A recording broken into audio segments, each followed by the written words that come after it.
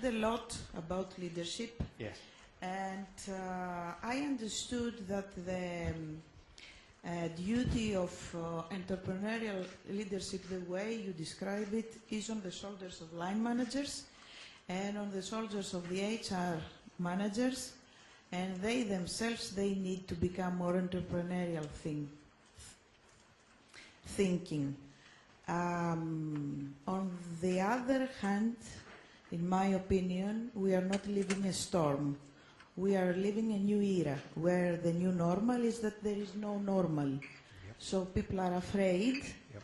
and resistant to change. I would like you to elaborate on that, because many of the questions that we had relating to the behaviors that we should expect to see, they are already depicted and presented during your presentation, but I would like to elaborate how we can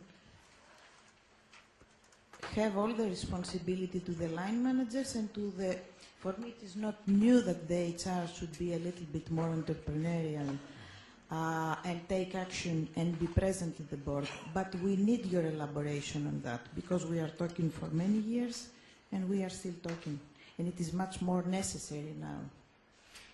The challenge from my perspective is that we run organisations too much on the basis of the assumption that everybody knows A, what's going on, B, what we should be doing. And hence the experience at UBS, where we made it absolutely explicit to senior leaders, this is your responsibility in terms of the development of people. And I've spoken to senior leaders in other organisations and say, so what do you think you should be doing day to day to develop the performance of people? And the range of answers that you get is colossal. Some people... The point is that, as Stephen said this morning, it's quite clear that there are probably 10% of people who naturally get this. But you cannot run an effective organisation that becomes world-class on the basis of 10% of leaders getting it and 90% of leaders not having a clue. So therefore the question is, how do you get that other 90% at least in some way involved? And I think it's about clarity of responsibility, it's about having a clear idea of where you're going, and then being given the tools to do it. The challenge that I believe you face at the moment is that, as you say, the rules do not exist quite as clearly as they did before. But from my perspective, that does not remove the need for good leadership. People keep commenting about, well, can't you move to entrepreneurial leadership? My comment is no, because you cannot focus effort on what really matters in terms of critical deliverables until you're getting the effort. So trying to do complicated leadership and talent activity when you haven't got basic leadership capability in place is like trying to put the roof on the house before you've built the house. You just end up with a roof sitting on the ground that doesn't work very well. Okay, I understand that there is a way up until words become practice. Yes. And I also understand that we need to find a way, apart from entrepreneurial leadership, to become collaborative leaders, as you said, because there is no one answer, there is no one hat fits all. I think Natasha has the second question. We are talking actually about the cultural change. Yeah. For me, it's a cultural change. And in my perspective, I would like to see that not only to my line managers or myself or my boss, but to the frontline people, to the people to the floor, who at this stage of time, they are suffering, let's say, even more than us. Yes. So how can we, are there any best practices that you have heard or you have worked with, that we can persuade our people to act like entrepreneurs, first of all, and change their attitude and mindset in working? As Stephen mentioned, and there are many, many examples of where organisations potentially go into a crisis, that the organisations where the management and the employees get together and recognise the seriousness of the situation and agree to work together and agree to have sacrifices spread equally amongst them, they are the ones that survive crises, and those who don't do that are the ones that fail. And there is a lot of evidence that shows quite clearly that, and not just in the current crisis, historically, that where the leadership of the organisation is open, honest and transparent with the employees and their union representatives, if that's appropriate, and says, look, this is the real picture, this is what's happening, and this is what we need to do to survive. Will you help us do it? And what we will do is we will run an organisation where everybody works together for their own survival and for success. And organisations that have done that have succeeded, but it's also about the interaction with the customer on the outside of the organisation to make sure that you really are delivering what your customer wants. And there are sort of too many, from my perspective, too many people in support functions that really have no idea about what the external customer wants. As far as they're concerned, it just is the internal customer, not the external customer.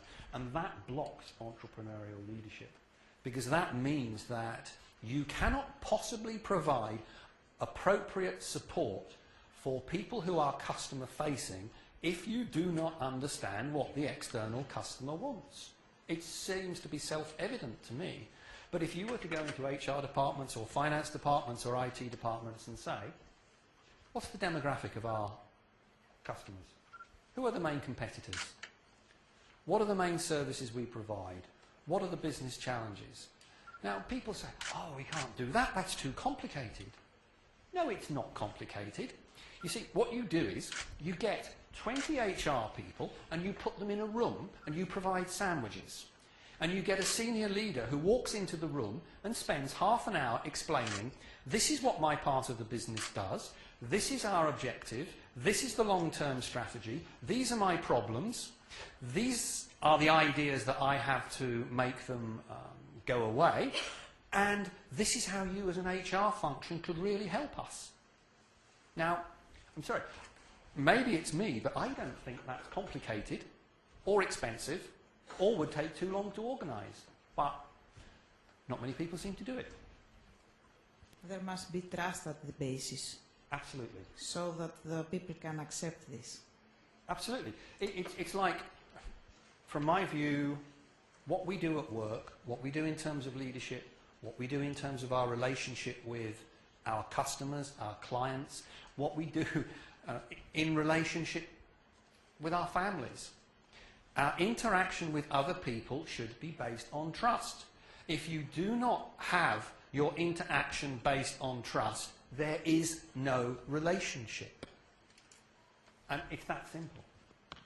And you know, followers know when people aren't telling the truth. Clients work out when people aren't telling the truth. Your family knows when you aren't telling the truth. The only person in the family who doesn't know when you're not telling the truth is the dog. And the dog works it out eventually when you keep having your hand behind your back with no biscuit in and keep putting it out and there's nothing there. So even the dog learns not to trust you. I would like to go on and ask you this. Very often we say that we try to make our people work as entrepreneurs. Yeah. And most likely we always fail in our tries.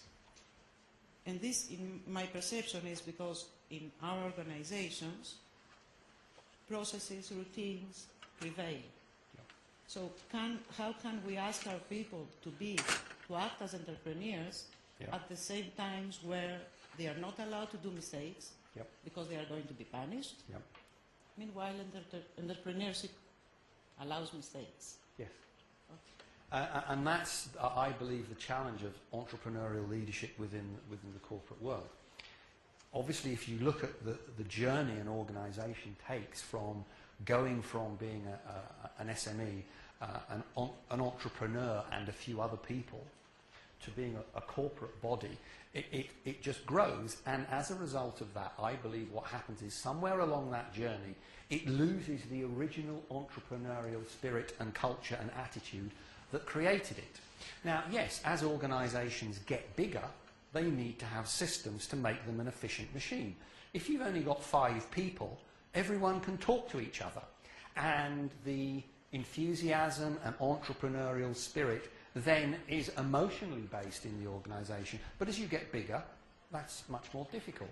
I think the real challenge for large organisations is to be able to recreate that culture within a corporate structure that does accept that people will make genuine mistakes, that does accept that what we have to do means that we do not have tight control from senior management levels. If you think about it, you know, the chief executive would say, yes, I like the idea of the board being entrepreneurial, but I don't like the idea of people at the bottom being entrepreneurial, because that means they might break my rules. And if you have that attitude, then the problem is that you're never going to be entrepreneurial.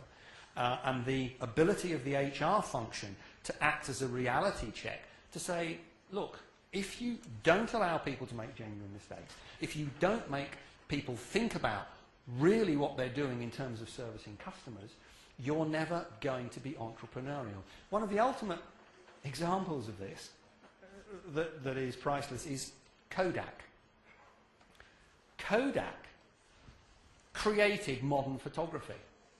Kodak was innovative, created, led the development of the whole industry, created the first digital camera in 1975. And then, do you know what? The customers of Kodak had the cheek to turn around and say, we don't want film anymore, we want digital. But Kodak, of course, as many senior executives do, started believing their own advertising. And they said to the customers, no, we know best. You don't know. You will have film. And as we all know, Kodak is effectively off the market, because it ceased to be entrepreneurial, it ceased to be creative, and in the end, it stopped listening to its customers.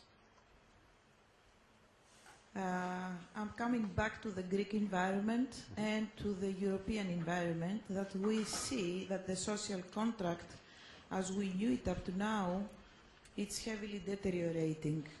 The employment relations are changing, and all the pay cuts, increase of years for retirement, and other things that they are supposed to increase the efficiency of the Greek productivity. In my opinion, they are not. They are in the surroundings. And there is an issue that there will not be enough places within companies for people to be hired, and they need to become self-employed or entrepreneurs. However, we need inside our companies to have this entrepreneurial spirit and business acumen from everybody. Are there any generation differences that allow us to be a little bit more optimistic that the new generation has a tendency towards entrepreneurship? Yeah. Or we have the same problem with all generations that we have inside the companies and countries? I'm convinced that there has been a movement away from a perception that if I'm a young person, I need to work in a large organisation. Increasingly, I'm talking to young people. I was visiting somewhere in London that is a sort of a nurturing centre for young entrepreneurs. And it's interesting that when you talk to these people, it's not just people who decide when they leave university to become entrepreneurs. The thing that shows that the entrepreneurial spirit within the sort of younger generation is there, I say the younger generation, it just shows how old I am, that people are leaving really good jobs. I was talking to somebody who used to work for Goldman Sachs. Now, this person wasn't sacked from Goldman Sachs. This person left Goldman Sachs because they wanted to set up their own business. So there are, without doubt, a significant and growing group of people who actually think that the entrepreneurial way of doing it is more inspiring, actually has more potential for them as a person, and actually being your own leader and your own follower might be tough to begin with, but in terms of self-satisfaction, in terms of work-life balance and some of those other things, it is potentially better than working for a large corporate. And whilst there will always be a need for large corporate, it's interesting, if you look at it, you could say, where are we going to be in 20 years' time in terms of organisational structures? And are we going to have a division between what are effectively the globals becoming more global and more powerful? Because if we look at a significant number of global institutions now, they are beyond independent government control. The financial crisis, the banks. There is no one country who has the ability to control those organisations. And a significantly larger group of entrepreneurial small organisations, and maybe not necessarily that much in the middle. Because the globals always want to get bigger and more powerful, and those who are being entrepreneurs don't want to get into that sort of organisation. So from my perspective, it could be really interesting. In relation to Greece, I think the problem with the situation that now exists in Greece and Spain and Ireland and indeed in the UK is that the economies are at the point where unless the governments get it right, there is not much that business can do about it. It was my second question to that. What should the Greek government do? Well, I'm not here. I couldn't possibly say. We are talking about business and entrepreneurship, and we are closer to that, although we are in a way far apart. But we do not talk about politicians, unions, public sector officials, state-owned enterprises. And although it is admittedly that for quite a few years in the European Union that we should cooperate, for example, and the only thing that we need to find is the how, in Greece we are still talking. And the reason why I have to leave early this discussion today is because we need to find with government officials the how. Yeah, I absolutely agree. And if we look at the banking crisis, I think the banking crisis was symptomatic of actually what I believe is a failure of leadership, not in failure of leadership in those banks, but also in terms of the political classes. If you look at the way the leaders in the G20 have behaved, if you look at the way national leaders behave, it's absolutely clear to me that if they got together and agreed to cooperate, something would happen. But what's happening is, and sadly, Greece is feeling the negative effects of this, all of those international leaders are thinking local voters first, solving the problem second. The old way voters. Yes. Yeah. It's my skin first, being a statesman second. And I'm sorry, unless we get people who are prepared to say, actually, we have to solve this problem together rather than arguing about it, then nothing is going to happen. The problem is that in terms of my faith in the political classes of the EU and indeed governments around the world, I'm slightly depressed. Going back to us as HR, Mm-hmm.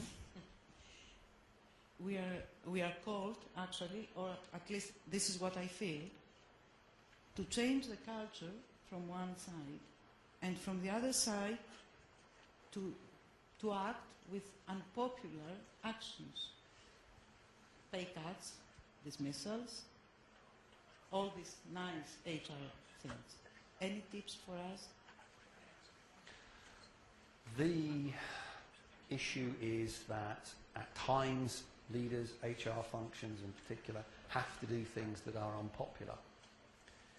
I believe that if people recognise that the actions that the HR function and the management of an organisation are taking are reasonable given the circumstances, that there is no alternative, and that the way that those actions are taken is done with integrity, honesty, openness and fairness, then people understand that that has to happen. And going back to my point earlier, there have been a number of examples where organisations have said, right, look, simple. We either have to cut 15% of the workforce, or everyone has to have a 15% pay cut. You're the employees, what do you want to do? And in most cases, they'll say, okay, fine. We'll take a pay cut until things improve. And certainly in the UK there have been examples of where that has happened, and then subsequently, because the agreement to take that pay cut, the openness and honesty that has now come from management has started to happen, that has also allowed subsequent improvements in quality of leadership, quality of customer service, that actually that's picked the organisation up and improved it. So in that sense, the bad news was actually a blessing in disguise, because it focused people's minds on working together. Bonus. Performance-related payment. Yes. Is it considered to be an entrepreneurial system? I mean, giving bonus is something that goes with the entrepreneurial culture? Yes, to some leadership? degree. If you take what an entrepreneur does, if you don't sell, you starve. That's the basis of running your own organisation. That core principle is the ultimate in terms of performance-related pay. The issues about shareholder revolts, for example, the departure of the chief executive of Citigroup and various other things, suggests quite clearly that the trend for executive pay getting out of line with the pay of other people in the organisations, and Stephen's figures that it's getting increasingly out of sync. The growth between the top companies in UK chief executives' pay and average pay, the gap doubled in 10 years from the early 2000s. In the financial services industry, the ratio between average pay and chief executive pay is hitting 200 to 1 in certain places. In the United States, the average chief executive pay to average employee pay in the S&P 500 is now well over 350 in general terms. And there are cultural elements to that. In principle, the idea of saying to somebody, the better you perform, the more you get paid, makes sense. The practice of that is where the complication comes in, and in some cases, depending what else is happening around, it might not produce a performance improvement. It can either produce the behaviour you want, or it can produce totally counteractive behaviour. If you were to say to me, what caused the financial crisis to happen, I would say it was bonuses. But it wasn't investment bankers' bonuses that did it. The reason the financial crisis happened was actually primarily because of the way mortgage brokers were remunerated in the United States immediately prior to the crisis. Because a significant number of mortgage brokers in the United States were remunerated virtually only on commission. i.e., if you do not sell mortgages, you do not get paid.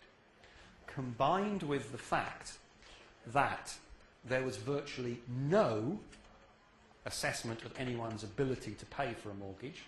In the 3 years before the financial crisis, Washington Mutual, 80% of their mortgages were issued on the basis of only verbal confirmation of income. No proof of income. So you have a situation in the United States where A, house prices are going up, B, the mortgage broker is being remunerated purely on commission, C, somebody can say they earn $100,000 and you don't need any proof, D, they also actually had low start mortgages, which meant that you didn't pay the full interest rate until year 4, It was a time bomb waiting to happen. So in that sense, performance-related pay caused that problem. But unless you have a transparent and fair link between your performance and what you get, performance-related pay actually, I believe, is a front for senior executives utilising remuneration committees and remuneration consultants to justify increases in their pay that they shouldn't be getting. Does it divide the corporation into two fields, front office and back office? The front office gets on performance and the back office doesn't even understand the why, because it is not so easily measurable? Depends what the industry is. Within financial services, back office gets bonus. But there is an argument to say, and I will admit openly I am not a remuneration expert, but there is an argument to say that some element of performance-related pay does make logical sense, but if it's not structured right, it actually can produce the wrong behaviour rather than the right behaviour. The fact that it happens at the front and not the back doesn't make any sense at all. The interesting thing is that it's what behaviour are you trying to get? What is the perspective of the employees on the performance-related pay? You know, in UK we have an organisation where called John Lewis, which is a department store that was set up in the early part of the 20th century, where all the employees own the organisation, and they get a percentage share of the profits that the organisation makes every year. And it's interesting that even in the current crisis, with demand falling, the results of that organisation suggest, that in terms of customer service, in terms of profitability, suggest, and sort of Stephen and Linda will have their perspectives on that as well, suggest that actually there is something there that means that that organisation is working more effectively and producing better revenues than organisations that do not operate under that system. One last question, because I noticed that the time is running. Escape of talents. We are now facing in Greece, and as parents, as managers, as whatever, young people are leaving Greece. Yeah. Most of them are coming to you. To study first, and then to work. Does this cultural change, do you believe that this cultural change will prevent this kind of escape? How can it prevent it? How can you prevent it? The issue is, certainly from my perspective, that there are places like the US, UK and others where historically there has always been movement culturally. London, over hundreds of years, people from all over the world for various reasons have gone to London because of what it is. But you're certainly right. Ireland, excuse me, Ireland has suffered massive problems in terms of loss of young people. But the interesting thing is that if you look at the historic parallels, what happens is that when things start to improve, everyone goes home. The challenge is, though, is the loss of those people preventing or reducing the speed of the potential recovery that you have here. And I think it is a challenge not just for organisations but also for government to be able to put in place something that says to young people, actually, it makes sense for you to stay.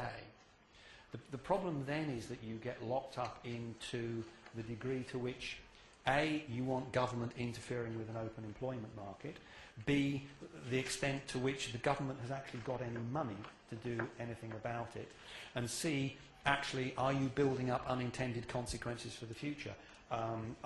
3 years ago, I went over to Denmark to launch an initiative to keep more experienced older workers in the workforce. And you say, well, why did you need to do that? And it was because previously the Danish government had had problems with not being able to get people from university into employment quickly enough, and they were losing talent to elsewhere. So what they did was the Danish government then said, what we'll do is we'll put in place a system whereby if you get to 62 or 63, I can't remember the details, you can retire early. We will pay as a government your pension until your official pension starts. That will get you out the workforce and it will get younger people into the workforce. The problem is it didn't work out as being quite a brilliant idea, because now they've got to the point where they have got young people in the workforce, but they've now discovered, and they're starting to deal with it, that particularly in the public sector, certain organisations, for example, there was one hospital near Copenhagen where with that new retirement system, 60% of the senior leadership could have retired in the next 2 years. That's not good. So it's about, is it practical? Does it make economic sense? And are we sure we're not going to store up a little problem for the future? This means that you need to have a design. A plan. Where you want to be. Yes. And as you know, both from my UK experience and indeed from the Greek experience, politicians aren't very good at planning long term. They plan for the next television broadcast. They plan for the next meeting where they will be seen shaking hands with Angela Merkel or David Cameron or whatever. They plan for winning the next election. Anything more than that is a bit too difficult. That's what we should have civil servants for. But there are also, I think, problems with how civil servants, the governmental servants, actually do the planning and interact with the politicians. And even if they were good, they should change their mentality from process-oriented to outcome-oriented, to become outcome-oriented. Because usually they plan the process and they are satisfied by ticking the box. Throughout the world, I have never met or seen a significant evidence of public sector activity where you are not in a position where the vast majority of the process and the culture is about the delivery of process rather than the outcomes. And in UK, and I suspect here as well, if there is a good side to what's happening in terms of the economic problems, it's actually that we might get to the point where the pressure is being applied to the public sector so heavily that some of them start getting into their heads it's about the output and not the process. So it might be, for some of them, a blessing in disguise. We can finish. Okay, just one for everybody. What would be your advice in one very short phrase, very short sentence for all of us to keep the momentum going back to our offices? I would say, think of the inspiring future that you can set out for your organisations about how you can help them survive this crisis. Keep it simple, keep it open, keep it honest, and keep it practical. And don't delay. Start tomorrow. Thank you. Thank you. I'd like to thank Venetia and Natasha for such an excellent interrogation of Chris. I think it was an illuminating discussion. For the sake of time, and I think we have exhausted Chris, we will not take questions at this moment, but he will be here during lunch, so you can go and address questions directly to him. Yeah? So thank you, Chris, so much. My pleasure. Thank you. Thank you. My pleasure.